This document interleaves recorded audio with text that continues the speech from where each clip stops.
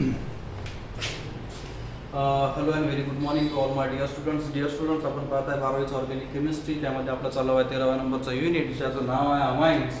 आणि आजचा आपला विषय आहे केमिकल प्रॉपर्टी. केमिकल प्रॉपर्टीचं नंतर पाहू. त्याच्या आधी आपण पहिले प्रिपरेशन्स ऑफ अमाइन. त्याच्यामध्ये काही मागच्या लेक्चरमध्ये सेव्हरल प्रिपरेशन्स ऑफ अमाइनचे आपण पाहिले आहे. आज आपली लास्ट प्रिपरेशन राहिलेली आहे हॉफमन डिग्रेडेशन म्हणा, म्हणजे रिअरेंजमेंट किंवा हॉफमन ब्रोमोअमाइड डिग्रेडेशन म्हणा. डिग्रेडेशन म्हणजे काय होते हे पण हे पाहू. हॉफमन ह्या व्यक्तीचं नाव आहे. तर डिग्रेडेशन म्हणजे मोठ्या स्केलमधून, मोठ्या चेनमधून त्या चेनचं कन्व्हर्शन छोट्या चेनमध्ये करणं. जर आपण 3 अल्केनवाला जर का अमाइन असेल त्याला 2 अल्केनमध्ये करणं, म्हणजे अमाइडचं डिग्रेडेशन करणं आहे. अमाइडमधला जो कार्बोनिल ग्रुप आहे, CO ग्रुप आहे, त्याला बाहेर काढायचा आहे. त्याला आपण डिग्रेडेशन म्हणू. तर पहा डिग्रेडेशनमध्ये होते तसं पाहिलं तर ही रिॲक्शन ही स्टेप डाऊन रिॲक्शन आहे. स्टेप डाऊन का बरं? कारण की याच्यामध्ये एक कार्बन ॲटम लेस राहणार. ठीक आहे, आपण हॉफमन ब्रोमोअमाइड डिग्रेडेशन. जसं CH3 C double bond O आणि हा NH2.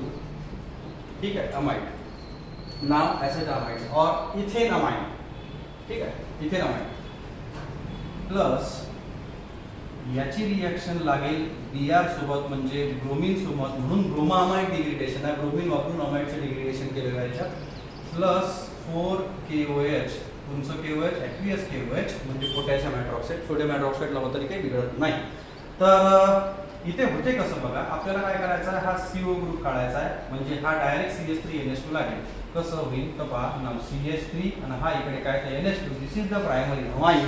या केसमध्ये जसं आपण पाहिलं की जसं आपण सायनाइड सोबत रिॲक्शन लावली होती, किंवा याचंच आपण जर का रिडक्शन केलं असतं, या अमाइडचं रिडक्शन जर आपण प्रेझेन्स ऑफ इथिल अल्कोहोल केलं असतं, किंवा लिथियम ॲल्युमिनियम हायड्राइड सोबत रिडक्शन केलं असतं, तर CH3 CH2 NH2 आणि H2 बाहेर निघाला असता. पण ह्या ब्रोमोअमाइड डिग्रेडेशन मध्ये bromine in presence of KOH, जर तुम्ही अमाइडचं डिग्रेडेशन होऊन राहिलं असेल तर 1 कार्बन डाऊन आहे, म्हणूनच त्याला अमाइड डिग्रेडेशन म्हणतात. म्हणून स्टेप डाऊन रिॲक्शन आपण नाव लिहिलेलं आहे. तर याच्यामध्ये होते असं, हा CH3NH2 आणि हा जो कार्बन आहे याचं काय होईल पाहू. नाव किती Br आहे 2, त्यामुळे ट्वाइस KBr. तर ह्या 4 KBr मधून 2 K गेले. राहिलं काय तर कार्बन. तर या इथं नाव कार्बन असेल तर किती A2, कार्बन किती आहे 1 C, आणि ऑक्सिजन किती आहे 1 2 3, किती K2CO3 प्लस काय राहिला 4 हायड्रोजन आणि 1 ऑक्सिजन. ठीक आहे, प्लस ट्वाइस H2O. बरं, तुमचं हे असं लक्षात येत नसेल तर आपण यावे ना करू. किती KOH आहे 4 KOH KOH KOH आणि हा काय तर KOH. आता बघा, ठीक आहे. नाव CH3NH2 CH3NH2 लागलं. हा 2 Br गेले, 2 K गेले, ट्वाइस KBr, 2 डबल K गेले, हे K2, हा कार्बन गेला C, आणि हे 2 ऑक्सिजन आणि हा एक तिसरा K2CO3. ठीक आहे. तर राहिला काय 1 2 3 4, म्हणजे ट्वाइस H2 आणि ऑक्सिजन 2, त्यामुळे ट्वाइस H2O. असं हे ब्रोमोअमाइड डिग्रेडेशन आहे. यामध्ये तुम्ही अमाइडमध्ये वापरून ॲरोमॅटिक अमाइड सुद्धा वापरू शकता, म्हणजे बेन्झामाइड सुद्धा वापरू शकता. इथं नाव C डबल बॉन्ड O, हा NH2 बेन्झामाइड, सेम Br2, आणि KOHच्या प्रेझेन्समध्ये रिॲक्शन करायचं तुम्हाला 4 KOH घ्या. सेम आहे, यानुसारच रिॲक्शन होईल इथे. याची तुम्ही काही नसेल समजत तर त्रिकोण काढायचा. व्हॉट इज त्रिकोण इन केमिस्ट्री? केमिस्ट्रीमध्ये त्रिकोण काय तर हेट ऑफ रिॲक्शन आहे. काय हे तर डिग्रेडेशन करायचं तुम्हाला, म्हणजे काय इथं बेन्झीन, आणि हा सरळ इथं NH2 ग्रुप लागला, म्हणजे हा काय तयार झाला तर ॲनालिन तयार झाला. हे लक्षात घ्या. आणि हा प्रायमरी अमाइनच आहे, जरी अरोमॅटिक असला तरी. ठीक आहे. आणि याच्यामध्ये काय plus twice KBr, twice KBr नंतर काय काय उरलं K2CO3 plus twice H2O. Same आहे. हे बघा, तुम्ही जर पाहिलं तर बघा प्रायमरी अमाइन आहे. आणि हे जे तिन्ही तुम्हाला साइड प्रोडक्ट दिसतात तिन्ही याच्यात सारखेच याच्यात, म्हणजे हे ब्रोमोअमाइड डिग्रेडेशन ॲलिफॅटिक ॲरोमॅटिकसाठी सारखंच आहे. ठीक आहे. तर अशा प्रकारे आपण पाहिलं ब्रोमोअमाइड डिग्रेडेशन. रिमेंबर ही स्टेप डाऊन रिॲक्शन आहे. इथं किती कार्बन आहे 3, त्यामुळे इथे किती कार्बनचा अमाइन पाहिजे होता 3, त्यामुळे इथं किती आहे 2, त्यामुळे 1 कार्बन लेस आहे, त्यामुळे स्टेप डाऊन आहे. स्टेप अप कधी होते? जेव्हा नंबर ऑफ कार्बन्स असल्यापेक्षा त्याच्यापेक्षा जास्त वाढतं, तेव्हा स्टेप अप रिॲक्शन होते. ठीक आहे. यानंतर काही क्वेश्चन आन्सर्स पाहू. आता काही सेव्हरल क्वेश्चन्स दिलेले आहेत, त्याचे आन्सर आपल्याला पाहायचा आहे. युजल ब्रेन पॉवरमध्ये 4 क्वेश्चन दिलेले आहेत. पहिला क्वेश्चन आहे मिथिल क्लोराईड पासून इथिल अमाइन तुम्हाला बनवायचा आहे. पाहू पहिल्याचा आन्सर काढू.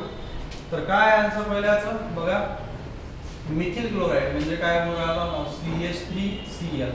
जेव्हा CH3Cl तुम्ही KCN च्या प्रेझेन्स मध्ये ठेवता और KCl सोबत रिएक्ट करता तर बाहेर काय निघते तर -KCl आणि राहील काय तुमचा प्रोडक्ट तर CH3C आणि N. CH3Cl ला तुम्ही डबल रिड्यूस करा SN in presence of HCl. तर इथं होते असं काही इथं नेसंट हायड्रोजन मिळेल आणि नेसंट हायड्रोजन किती मिळेल तर पाहू आपण. CH3 हा CH2 आणि हा इकडे काय तर हा NH2 किती लागले 2 2 4 हे 4 हायड्रोजन्स आर देअर असं सुद्धा असतं. तर सेकंड पार्ट बेन्झामाइड पासून ॲल्युमिनियम तयार करायचं तुम्हाला. सेकंडचा आन्सर मी इथं देतो तुम्हाला.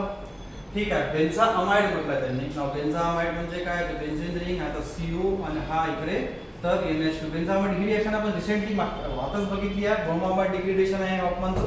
तर इथं काय करावं लागेल Br2 सोबत रिएक्शन प्लस 4KOH तर होईल असं हीट ऑफ करा रिएक्शन काय होईल तुम्हाला सरळ तर काय मिळेल की ॲनालिन मिळेल आणि हे स्टेप डाऊन रिएक्शन आहे आपण याच्या आधी बोललो आहे. तर इथं काय म्हणाला तुम्हाला नाव ट्वाइस K आणि हा Br प्लस K2CO3 आणि ट्वाइस H2 असं त्याचा आन्सर आहे जे आपण रिसेंटली आताच बघितलेला आहे. थर्डचा आन्सर बघू आपण काय. थर्ड काय आहे 1,4-डायक्लोरोब्युटेन 2 1,6-डायमाइन ब्युटेन. एक म्हणतं CH हा CH आणि हा इकडे काय तर Cl आणि हा एक Cl. काय म्हणतात त्यांनी बघा 1 2 3 4 तर CH2 आणि हा CH2 1,4-डायक्लोरोब्युटेन 1,4-डायक्लोरोब्युटेन. हा तुम्हाला काय करा स्टेप ऑफ रिएक्शन आहे ही त्यामुळे इथं 2 कार्बन वाढेल कारण ब्युटेन मध्ये 4 असते हेक्सेन मध्ये किती कार्बन आहे तर 6 आहे त्यामुळे ही रिएक्शन सेम केस करावं लागेल. 2 मॉलिक्यूल KCN चे घ्यावं लागेल. इथं काय निघेल ट्वाइस KCl बाहेर निघेल आणि काय राहील प्रोडक्ट नाव CH2 हा एक CH2 हा CH2 हा CH2 आणि इथं जो हा Cl लागला तिथं काय लागेल तर आता Cn इथं सुद्धा तेल होईल म्हणजे 1,4 सायनो कंपाऊंड लागू राहिला तिथे प्लस ही रिएक्शन डबल तेच आहे म्हणजे मेंडस रिडक्शन म्हटलं तरी चालेल. तुम्ही इथं काय लावा नाव sodium in presence of C2H5OH. तुम्ही इथं SnHCl लावू शकता असं काही जरुरी नाही आहे की तुम्ही लावूच शकत नाही म्हणून.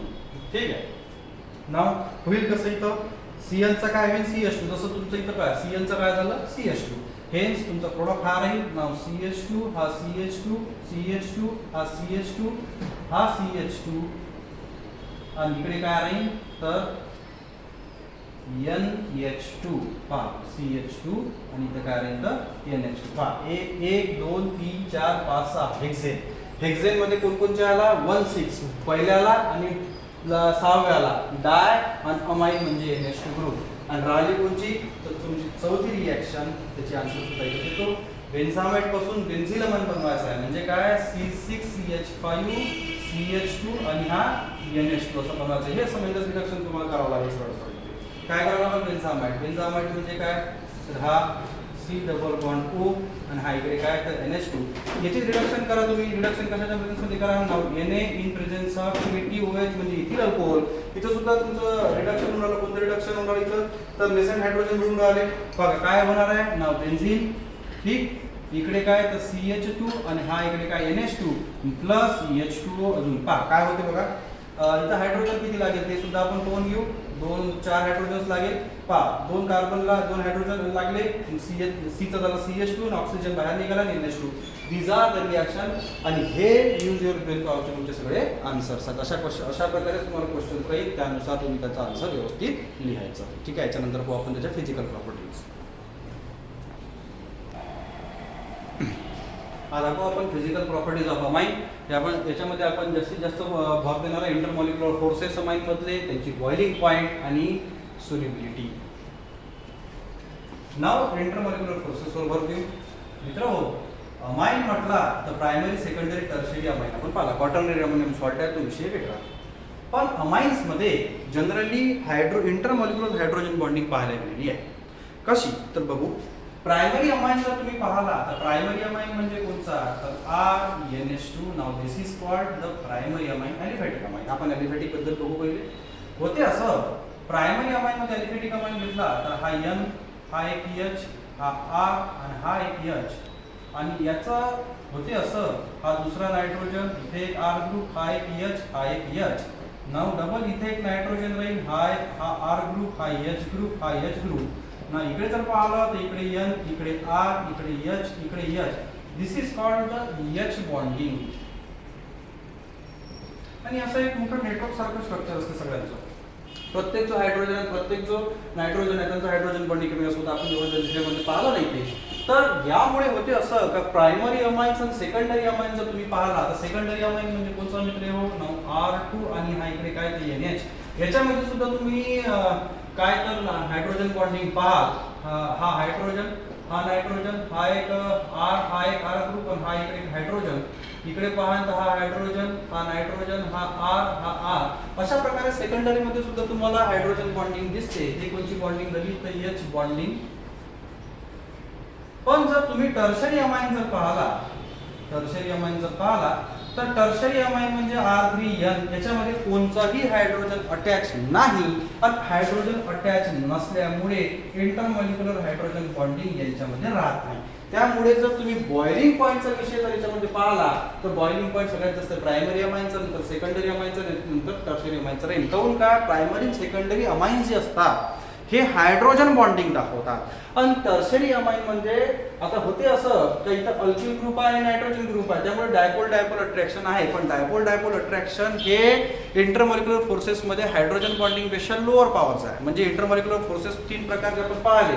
कोणकोणचे हायड्रोजन बॉन्डिंग जर पाहिलं, त्यानंतर तुम्ही डायपोल अट्रॅक्शन पहा, नंतर वेंडरवाल फोर्सेस पहा. तर सगळ्यात जास्त स्ट्रॉंगर इंटरमॉलिक्युलर फोर्सेस मध्ये हायड्रोजन बॉन्डिंग हे प्रायमरी सेकंडरी अमाइन दाखवतो, टर्शरी दाखवत नाही. मग टर्शरी कोणता इंटरॅक्शन दाखवतो तर तो डायपोल अट्रॅक्शन दाखवतो.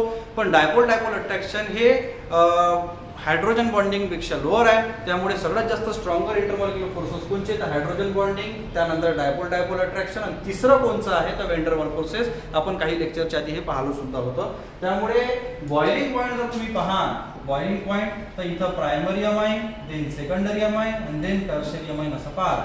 म्हणजे प्रायमरी अमाइनचा बॉइलिंग पॉइंट जास्त, नंतर सेकंडचा कमी, टर्शरीचा त्याच्यापेक्षा कमी असा आहे.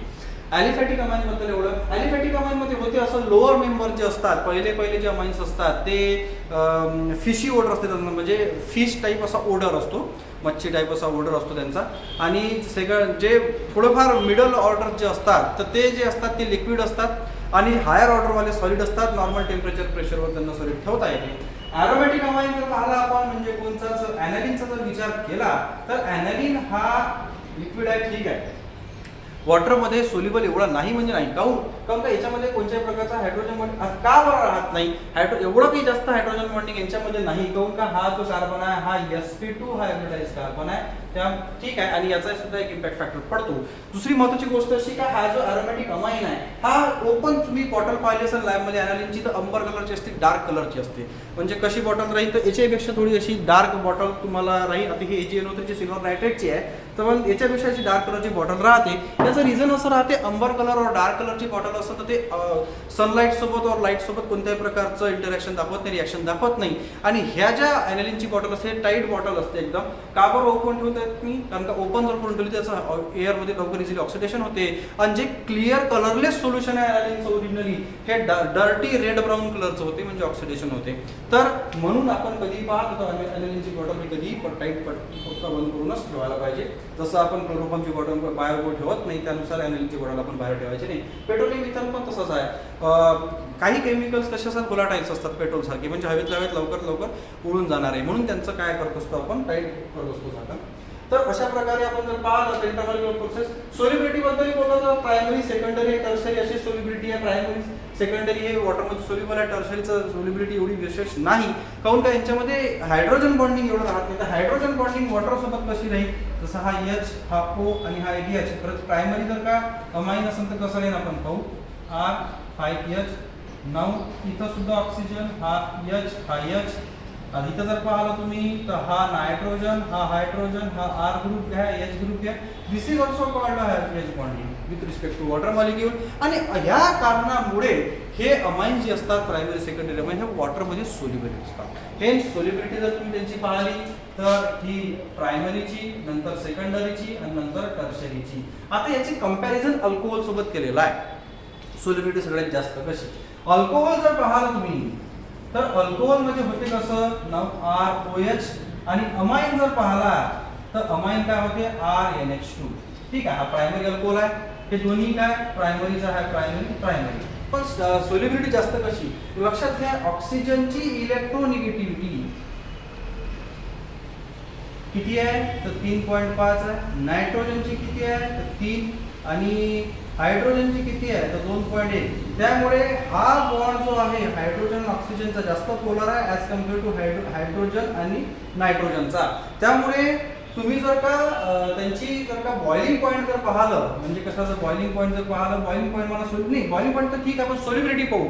तर सोल्युबिलिटी जर तुम्ही ठीक पाहिली तर यांची सोल्युबिलिटी अल्कोहोल सगळ्यात जास्त आहे. नंतर अमाईनची आणि याच्यानंतर तुम्ही अल्केनी म्हणू शकता. यानुसार त्यांच्या फिजिकल प्रॉपर्टीज आहेत. यानंतर पुढच्या लेक्चरमध्ये म्हणजे उद्याच्या लेक्चरमध्ये आपण कशावर भर देणार आहे तर बेसिक नेचर ऑफ अमाइन. अमाइनचं बेसिक नेचर असते ते का बरं असते कशासाठी असते ॲरोमॅटिक अमाइनचं ॲलिफॅटिक अमाइनचं बेसिक नेचर आपण पाहू. तर आजच्यासाठी हा व्हिडिओ एवढाच होता. काही क्वेश्चन असेल तर तुम्ही मला विचारू शकता. धन्यवाद.